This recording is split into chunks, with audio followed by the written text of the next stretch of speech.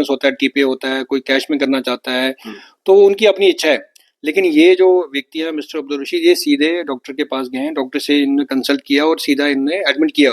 और उसका भी हमारे पास एविडेंस है कि इन्होंने, हमारे पास जब एडमिशन होता है एक कंसेंट फॉर्म होता है जिसमें उनको समझाया जाता है कि आपको ये हम लोग करने जा रहे हैं और आपको एडमिट कर रहे हैं, तो उसमें भी इन्होंने उसमें साइन किया है कि हाँ मैं कैश के अंदर एडमिट हो रहा हूँ। तो वो तो कह रहे हैं कि मैं 15 दिन से चक्कर लगा रहा था, आपके जो काउंटर्स हैं वहाँ पे जो आयुष देखते हैं, फाइल वगैरह बनाते हैं, तो उन्होंने मेरे को मतलब पूरा ये अश्योर किया था कि आपका इलाज जो है, आपका ऑपरेशन जो है वो आयुष के तहत ही होगा।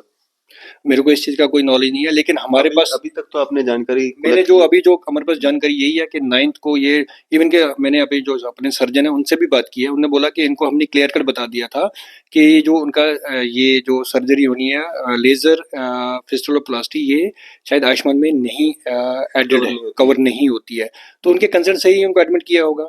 अगर वो एडमिट हुए और उन्होंने सिंगल रूम लिया है, सिंगल रूम में वो एडमिट थे, जो कि शायद मेरे को लगता है कि आप देख रहे हैं न्यूज सर इंडिया और मैं हूं अरफाज अहमद डैंग। आज की खास मुलाकात में हमारे साथ मौजूद हैं डॉक्टर हरमीत जी, जो कि एमडी हैं जेके मेडिसिटी हॉस्पिटल के। सर स्वागत है आपका न्यूज सर इंडिया में। Thank you sir, thank you so much. Harmeet ji, आज एक वीडियो काफी ज्यादा वायरल हो रहा है जिसमें आपके हॉस्पिटल का नाम जो है वो लिया जा रहा है और उनके द्वारा ये आरोप लगाया जा रहा है। अब्दुल रशीद साहब हैं कश्मीर सोपोर से, वो कह रहे हैं कि यहाँ पे आयुष्मान के तहत उनका इलाज होना था और कि बिना कंसर्न के, बिना उनकी जानकारी के जो है उनको बिल थमा दिया गया 45,000 रुपए का। 15,000 उनके पास कैश था, 30,000 रुपया उन्होंने किसी से उधार लेके जो है हॉस्पिटल का बिल पे किया है। कितनी सच्चाई है इसमें?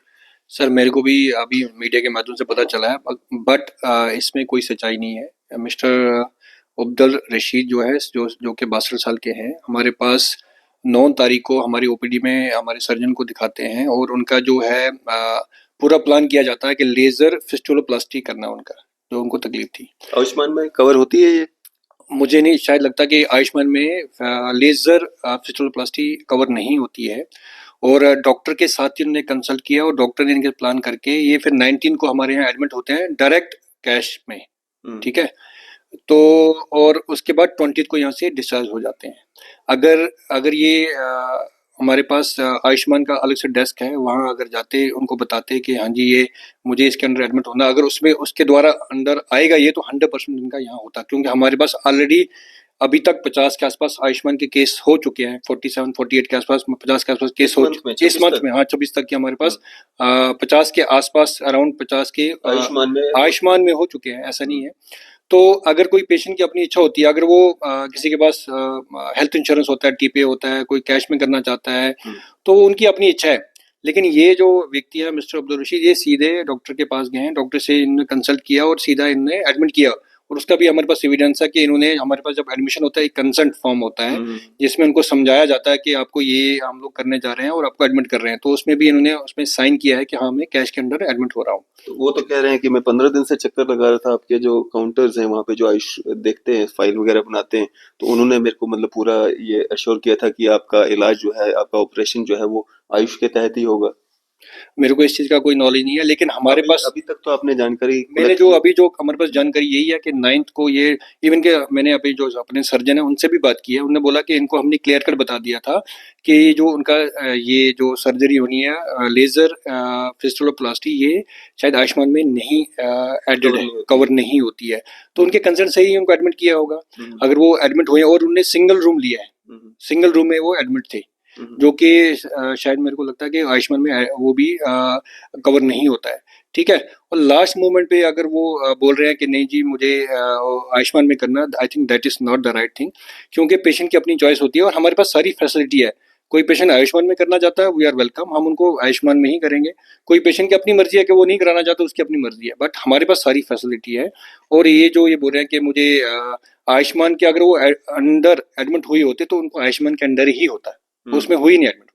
तो हरमीत जी, क्या लग रहा है आपको? मतलब 19 को उनका ऑपरेशन हुआ यहाँ पे, 20 को उनको यहाँ से छुट्टी हो गई, पैसा भी उन्होंने भर दिया यहाँ पे।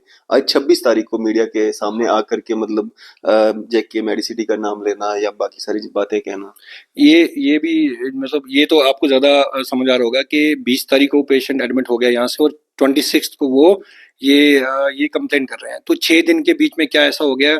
क्या उस टाइम में हम लोग यहीं पर अवेलेबल होते हैं, उस टाइम भी अगर वो यहाँ के हमसे मिलते बताते कि, तो उस टाइम क्लियर कर लेते, लेकिन 6 दिन के बाद किसी ने उनको आई कांट से कि किसी ने ब्रेन वॉश किया है, कुछ किया है, दैट कैन बी देयर, मेरे पास एविडेंस नहीं है, बट 6 दिन के बाद आना ये अपने आप में एक शक पैदा करता है।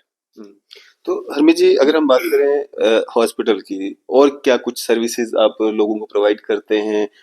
किस तरह के डॉक्टर्स आपके पास अवेलेबल हैं यहाँ पे? किस तरह की फैसिलिटीज आप लोगों को देने की कोशिश करते हैं, क्योंकि काफी पुराना हॉस्पिटल है ये, और लोगों का एक भरोसा जुड़ा हुआ है इस हॉस्पिटल के साथ। हमारे हॉस्पिटल में सारी फैसिलिटीज़ हैं जो कि एक पेशेंट को चाहिए, जो जम्मू में हमारे पास अभी हम लोग रेनोवेट कर रहे हैं इस हॉस्पिटल को। हम लोग आने वाले टाइम में I think it will be the one of the best emergency care हम प्रोवाइड करने की कोशिश कर रहे हैं, जो कि यहाँ बहुत डिमांड है। लोगों को इमरजेंसी का सर्विस यहाँ बहुत कम मिलता है, तो हम लोग वो कर रहे हैं। मैं खुद एक इमरजेंसी डॉक्टर ट्रेंड हूँ, मेरी टीम यहाँ पूरी है। उसके अलावा अपने पास क्रिटिकल केयर है, हमारे पास आईसीयू फैसिलिटी है। जो भी सुपर स्पेशलिटी डॉक्टर हैं, न्यूरोलॉजी है, यूरोलॉजी है, अपने पास न्यूरो सर्जरी है, गायनाकोलॉजी और गायनी भी है, गैस्ट्रोएंटरोलॉजी है, कार्डियोलॉजी है, तो ईएनटी है, ऑप्थोमोलॉजी है। सारी टर्शरी केयर जो सर्विसेज एक हॉस्पिटल में होनी चाहिए, सब अपने पास प्रेजेंट है। हम्म। तो डॉक्टर्स की अगर बात करें हम, क्योंकि डॉक्टर्स होंगे तो इलाज भी अच्छे से हो पाता है। जी, जी। तो डॉक्टर में हम लोग ये कोशिश कर रहे हैं कि जो जम्मू के और बाहर के जो बेस्ट डॉक्टर्स हैं, वो हम उनको अपने साथ ला रहे हैं। अभी रिसेंटली हमने गैस्ट्रोएंटरोलॉजिस्ट लाया है, जो जिनकी ट्रेनिंग जो हुई है वो मेदांता में हुई है। अपने पास कार्डियोलॉजिस्ट फुल टाइम यहाँ हायर किया है हमने, जो कि उनकी ट्रेनिंग भी मेदांता से हुई है। अपने पास हम लोग बहुत जल्दी एंड्रोक्रोनोलॉजिस्ट भी ला रहे हैं, जो अभी शायद फोर्टिस से हम कोशिश कर रहे हैं उनको लाने के लिए। एक ऑर्थोपेडिशियन अपने पास हैं, जो कि नी रिप्लेसमेंट के लिए अपने पास फुल टाइम हमारे पास अवेलेबल हैं। डॉक्टर सोम अब्रोल जी हैं, वो हमने लुधियाना में काम करते थे, वहाँ से हमने उनको यहाँ लाया। तो हम लोग ये collection of good quality doctor हम कर रहे हैं कोशिश, और बहुत जल्दी हम इसमें सक्सेस हो जाएंगे। कुछ ऐसी भी बीमारियां होंगी जो आयुष में कवर नहीं होती होंगी, कुछ बताना चाहेंगे आप, ताकि लोगों को पता चल सके? लोग मतलब एकदम से आते हैं कि हर बीमारी जो है आयुष में कवर हो जाती है। कुछ है ऐसा कि जो बीमारियां आयुष में कवर नहीं होती हैं? मेरे हिसाब से लोग इतने अवेयर हैं कि उनके पास पूरी लिस्ट होती है जब उनके कार्ड होता है। तो अभी तक ऐसा आज तक हमें कोई ऐसा कोई प्रॉब्लम नहीं हुआ है। ये फर्स्ट टाइम ये सुन रहा हूँ कि, क्योंकि हमारी टीम है पूरी, हमारे आयुष्मान की टीम बैठी है पूरी, जिसमें 2-3 लोग बैठे हैं, पूरा गाइड करते हैं। पूरा गाइड करते हैं ए टू जेड, और वही सब कुछ देखते हैं। अपने जो ऊपर आयुष्मान का वार्ड वो भी अलग है, उसमें भी हमने पूरी जो भी गवर्नमेंट नॉर्म के हिसाब से जो भी उनको चाहिए हम सब प्रोवाइड करते हैं। आयुष के तहत जो आएगा उसका वार्ड ही अलग होता है? बिल्कुल, उनका पेशेंट का सबका अलग होता है? उनका डेस्क हमने अलग रखा है, ताकि उनको तकलीफ ना हो, वो सीधा आए और सीधा एडमिशन हो जाए। उनके लिए हमने टीम बना के उनके हायर की हुई है, जो उनके साथ डायरेक्ट कांटेक्ट में रहती है और उनको तकलीफ नहीं होने देती है। तो आपकी तरफ से क्या एक मैसेज रहेगा आम जनता के लिए?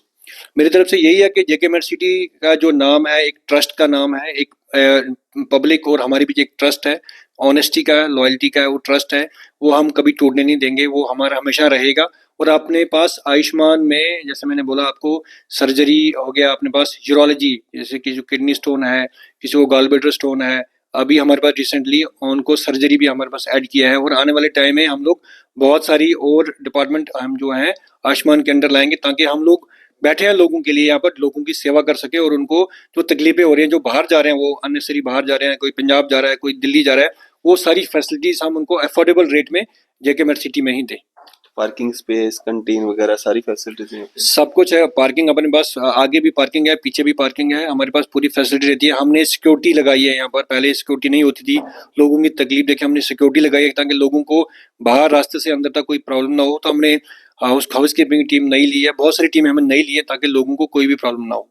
चलिए, शुक्रिया हमारे से बातचीत करने के लिए। Thank you sir, thank you. तो ये थे हमारे साथ डॉक्टर हरमीत सिंह जी, जो कि एमडी हैं जेके मेडिसिटी हॉस्पिटल के। आपकी इस सब पे क्या राय है? आप अपनी राय जो है जरूर साझा कीजिएगा। इसी तरह की मजीद अपडेट्स के लिए आप देखते रहे न्यूज़ सर इंडिया। मैं अरफाज मडैंग, कैमरामैन शाहनवाज के साथ।